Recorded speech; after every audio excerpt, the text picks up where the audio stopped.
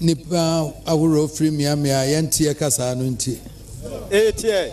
Me sre na mapotoka kakra na se nananmo bema me kwan dia na menye ne sa. Etie. Omampanyi so bema me kwan dia aja woka twi kama. Temezo kasa na woza me kano. Enzo me sre no amam kwan. Etie. Your Excellency, Excellencies, it is with deep gratitude that we welcome you to the 5th Adakasia, commemorating the 20th anniversary of our reign. We are humbled by the presence here of so many emissaries and eminent chiefs who have traveled from far and near across oceans and continents to share with us tidings of amity and fraternity.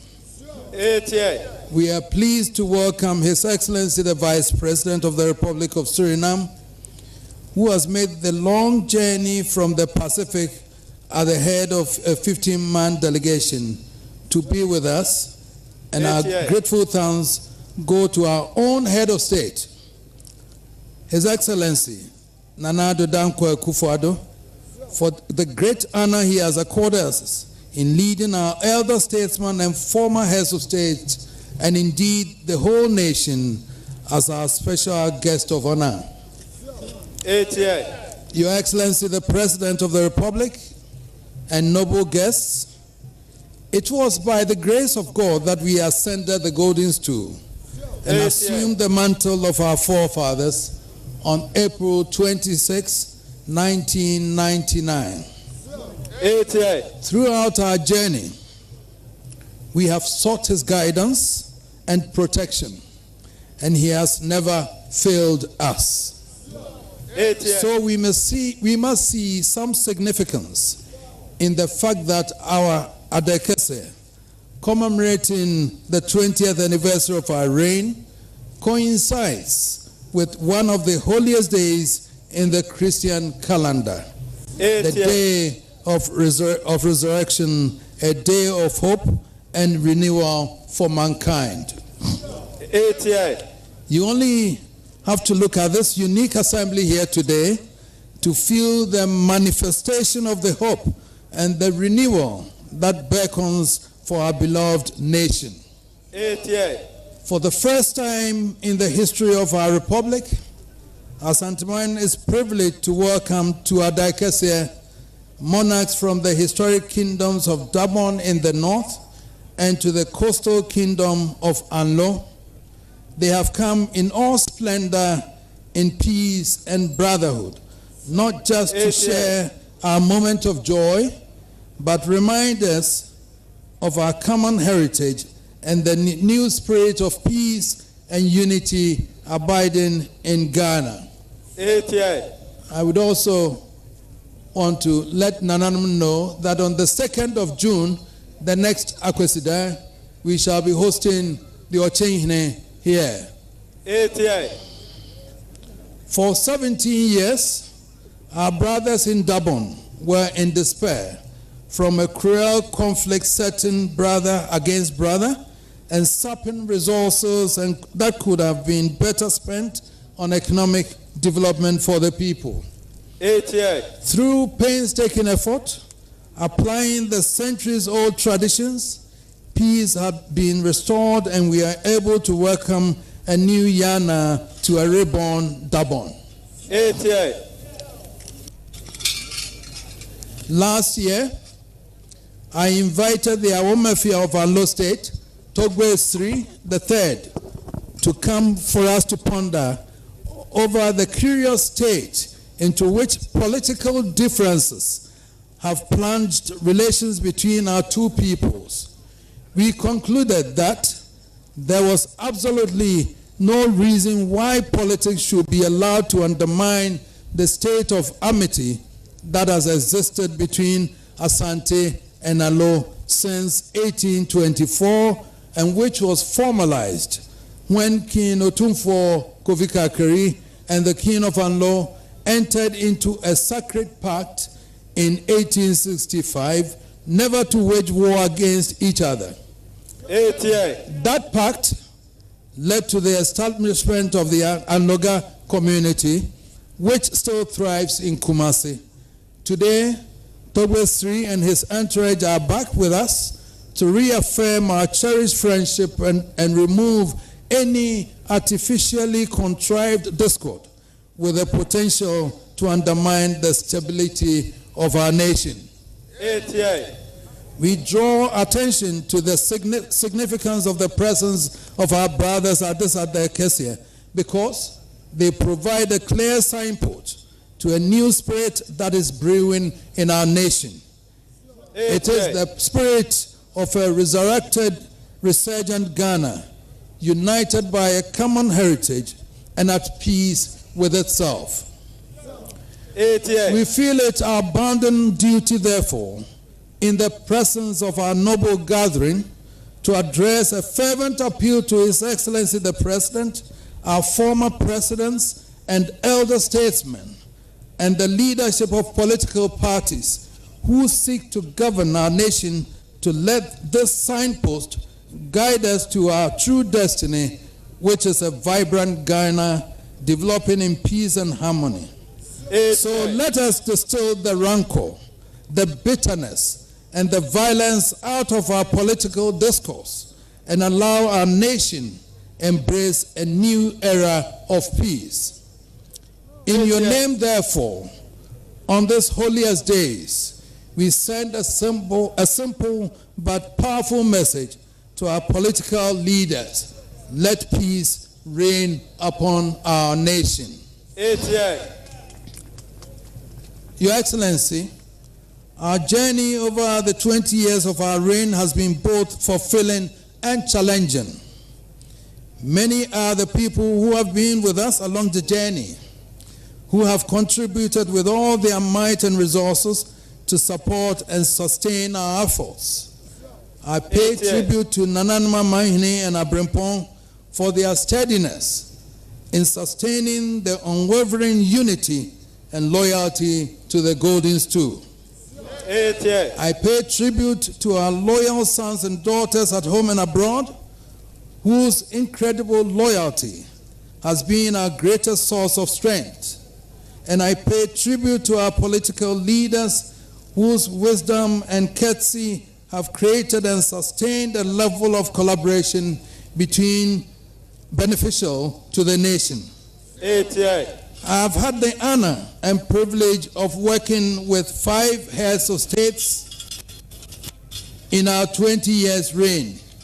Each one has treated us with the utmost courtesy and grace. And to each one of them, we have made freely available our counsel and advice as would help them in the governance of our nation.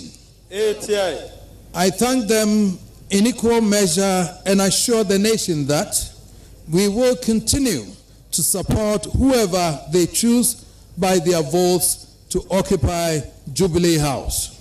And I pay tribute to eminent sons and daughters and friends across the world, men like the former president of the World Bank, James Wolfenson, to our late Busubnur Kofi Annan, a great ambassador of peace and development for all mankind, His Holiness Pope Francis and the Archbishops of Canterbury for giving us the opportunity to reflect the voice of traditional Africa at global level.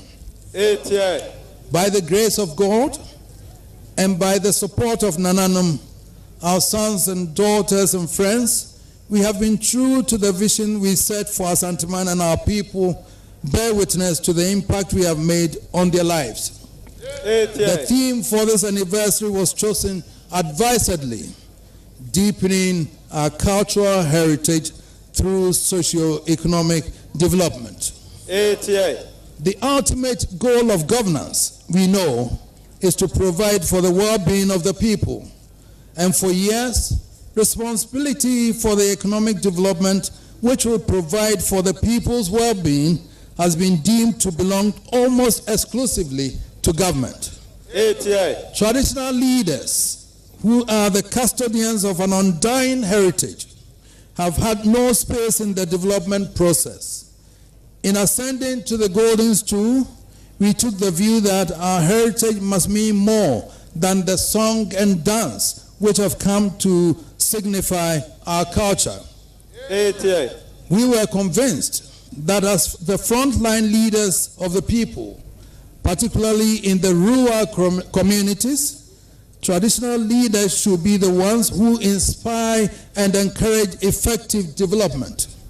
Indeed, a peep into the history of our colonial past will suggest that such development as the colonial authorities brought to our people were at the behest of enlightened chiefs of the time. 88. It was from this perspective that we set out our vision to deploy the fruits of our heritage in the course of development in full support of government. 88. We set education as our priority, and thankfully, we have provided full education for so many Ghanaians who would otherwise have been deprived of the benefits of education in their lives. 88. Today, we are proud to acknowledge that one of the first batch of recipients of our education awards is a Minister of State in the government of President Otumfuo, and he joins a long line of recipients who are serving in the judiciary, in high public service, and in the corporate world. Besides education, we have developed a program which has enabled the city of Kumasi finally achieve the long-sought redevelopment of Kejetia with a new central market to breathe new life into our capital. 88. We are encouraged by the number of projects such as the Kumasi Mall made possible through our direct intervention, and by the number of major corporate bodies who have had recourse to our good offices in resolving issues and enhancing their operations in Ghana.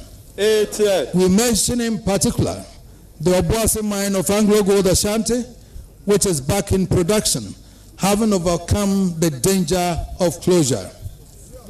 88. As we celebrate our achievements over the 2 decades past, we solemnly renew and recommit to the vision for the decade ahead. We will work in tandem with government and with eligible and willing institutions and partners at home and abroad to accelerate the pace of economic development throughout Asanteman and Ghana. 88. We do so in the spirit that what we do may inspire similar efforts in other parts of Ghana, all of which will inure ultimately to the total development of our country. 88. Looking up to the next decade, we will urge upon the nation an end to the culture of dependency now afflicting the body politic. We need to remember that the heritage of Asante is the very antithesis of the culture of dependency. It is a heritage of rugged enterprise and boundless endeavor. It was the spirit drawn from that heritage that was transferred into economic development when Asante ended its years as a warrior nation. 88. And it was that spirit which shaped Asante's place in the Gold Coast and made it the economic powerhouse of the country. 88. Yes, it is right to look to government to create the right environment for the triumph of enterprise. And yes, we should look to the emergence of banking and financial institutions better attuned to provide the necessary tools to support endeavor. But our people must take up the greater challenge to creativity, innovation, and enterprise. I believe we have among our sons and daughters with the resources and the capacity and ability which fully utilized can propel Ghana to heights unknown. 88. We have reason to be proud of our past. But that should only inspire us to aim for a greater future. Your Excellency, Excellencies, Nananum, sons and daughters of the Gozens too, I urge you to rise to battle stations once more. Not to shoot at any foes, but to shoot for the stars of glory, of peace, and of development for all our people. Long live Asante Mine, long live Ghana. I thank you very much.